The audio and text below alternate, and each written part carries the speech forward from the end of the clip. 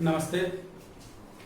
प्रकाश कक्षा 10 प्रकाश के पिछले लेक्चर में हम लोगों ने इन कुछ पॉइंट्स पर चर्चा की थी। एक बार मैं इसको आपको दोबारा याद दिला देता हूं और फिर हम उसके आगे बढ़ते हैं।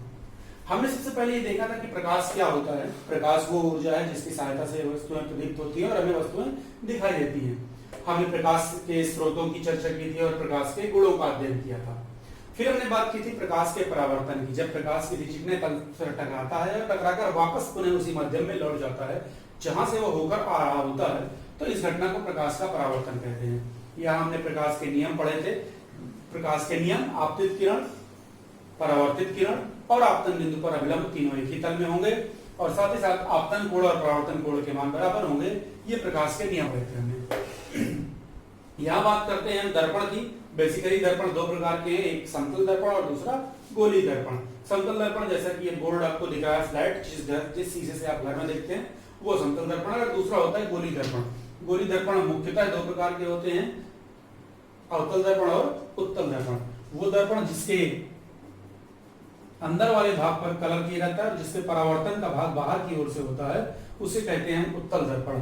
और वो दर्पण जिसके बाहर वाले भाग पर कलई की जाती है और जिसमें परावर्तन का भाग, परावर्तन की क्रिया अंदर यानी कि दबे हुए भाग से होगी, उसे हम कहेंगे अवतल दर्पण। ठीक है।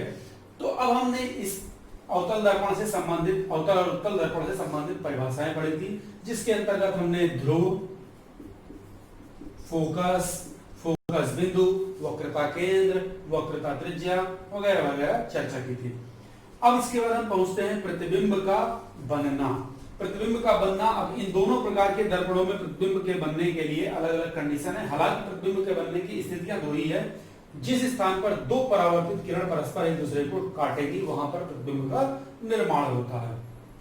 किसी भी वस्तु से चलने वाली दो किरणें एक दूसरे को काट रही हो या काटती हुई प्रतीत हो रही हो, उस स्थान पर प्रतिबिंब का निर्माण होता है। इसके लिए नियम यही है कि यदि कोई प्रकाश की किरण, थोड़ा सा,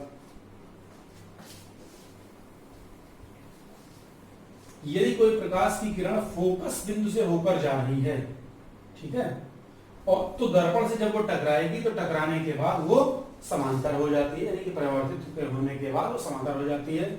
और दर्पण के ध्रुव से चलने वाली किरण बिल्कुल वैसे ही परावर्तित हो जाती है, यानी कि जिस एंगल से आ रही होती है उस एंगल से वो वापस लौट आती है।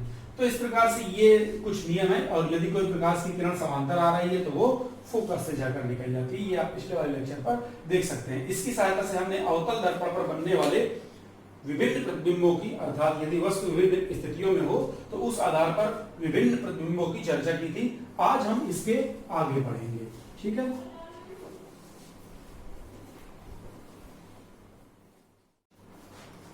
तो अब जबकि हमने बात कर ली है दर्पण के पिछले लेक्चर की, तो अब हम बात करेंगे उत्तल दर्पण से प्रतिबिंब का बनना।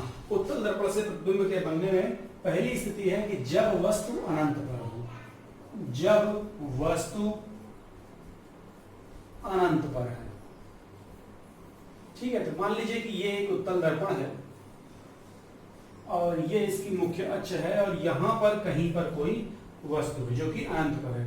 और ऑब्वियसली इसका फोकस जो है वो दूसरे साइड होगा, अपोजिट साइड होगा, जैसा कि हमने उत्तल दर्पण पढ़ा उसके विपरीत साइड पर होगा। तो हमने पढ़ा है कि समांतर चलने वाली जो प्रकाश की किरणें हैं, मान लीजिए कि ये दो तीन किरणें हैं जो कि समांतर चल रही है, वस्तु और भी बड़ी हो सकती है, कोई प्रॉब्लम नहीं। तो ये जितने भी प्रकाश के समांतर चलने वाली किरणें हैं, ये अब वैसे तो ये टकराने के बाद यहां से बैक हो जाएगी इस प्रकार से, लेकिन अगर इनको पीछे की ओर बढ़ाया जाए तो ये दर्पण के फोकस पर जाती है। अर्थात उत्तल दर्पण में यदि कोई वस्तु अनंत पर है तो उसका जो प्रतिबिंब बनेगा वो फोकस पर बहुत छोटा, छोटा क्या, बिंदु के आकार का, बिंदु के आकार का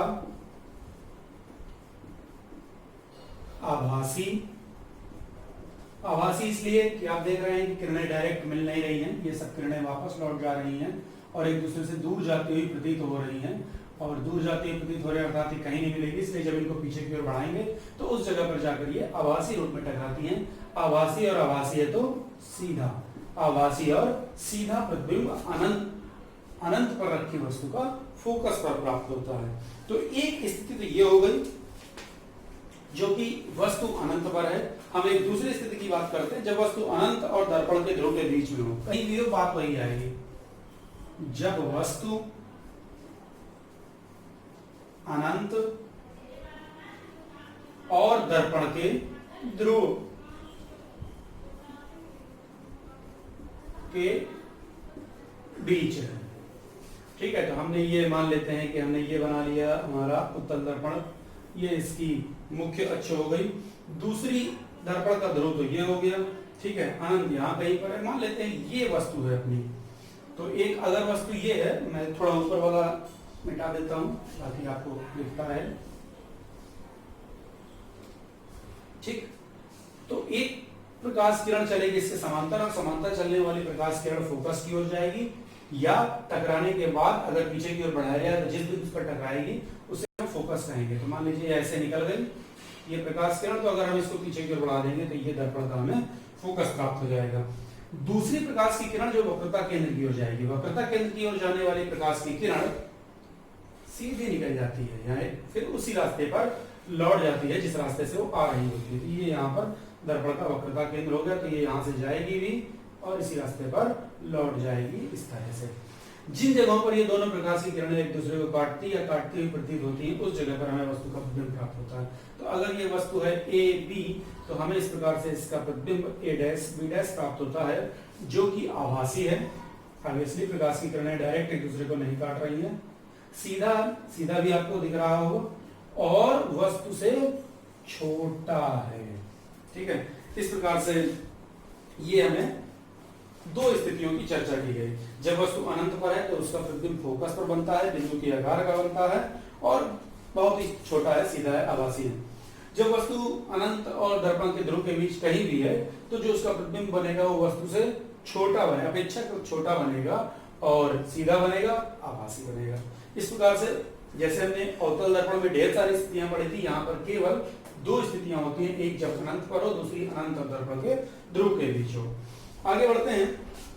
इस आधार पर उत्तल दर्पण के उपयोग यहीं पर मैं आपको बता देता हूँ। वाहनों के बगल में जो दर्पण लगा होता है वो उत्तल दर्पण होता है। क्यों? क्योंकि वो बड़ा एरिया कवर करता है ताकि हमको बड़ा ही सड़क का व्यू मिल सके।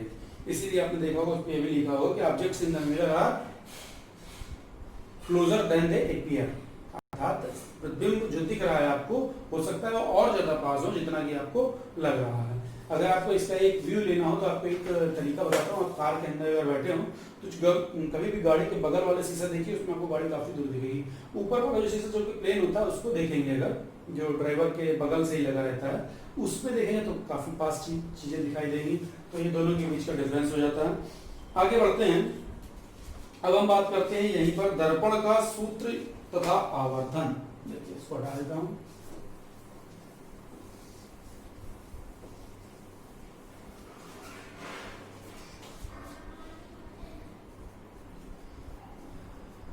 दर्पण का सूत्र तथा आवर्धन। ठीक, मान लीजिए कि F फोकस दूरी है, F फोकस दूरी का गोलीय दर्पण है, जिसमें U जो है वो वस्तु की दूरी है, ध्रुव से, वस्तु की ध्रुव से दूरी, और V प्रतिबिंब की ध्रुव से दूरी है। तो जो दर्पण का सूत्र आता है वो कुछ इस प्रकार से आता है, 1/f बराबर 1/v प्लस 1/u। ये दर्पण का सूत्र हो गया। अब यही बात कर लेते हैं दर्पण के आवर्धन की। तो दर्पण का आवर्धन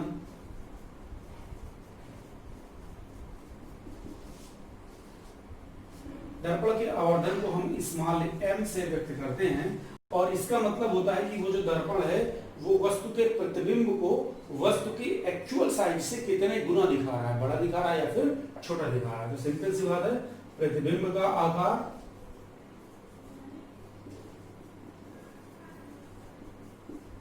बटे वस्तु का आकार। प्रतिबिंब के आकार को हम I यानी कि इमेज से व्यक्त करते हैं और वस्तु के आकार को O यानी कि ऑब्जेक्ट से व्यक्त करते हैं। कुछ बुकों पर ये I डैश और O डैश करके भी बात वही है। अगर प्रैक्टिकली रूप से प्रूफ किया गया है कि I और O में वही संबंध होता है जो कि V और U में होता है, इसका मतलब M बराबर I अपान O बराबर V अपान U।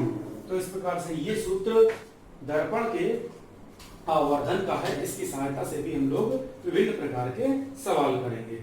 यहीं पर एक और संबंध है दर्पण की वक्रता त्रिज्या और फोकस दूरी। प्रयोगों द्वारा यह सिद्ध किया गया है कि दर्पण की फोकस दूरी उसकी वक्रता त्रिज्या की आधी होती है, अर्थात f बराबर r/2। इस प्रकार से ये इतना दर्पण का सूत्र और आवर्धन है, इसको आप तैयार कीजिए, फिर हम अगले लेक्चर पर और आगे की बात करेंगे। धन्यवाद।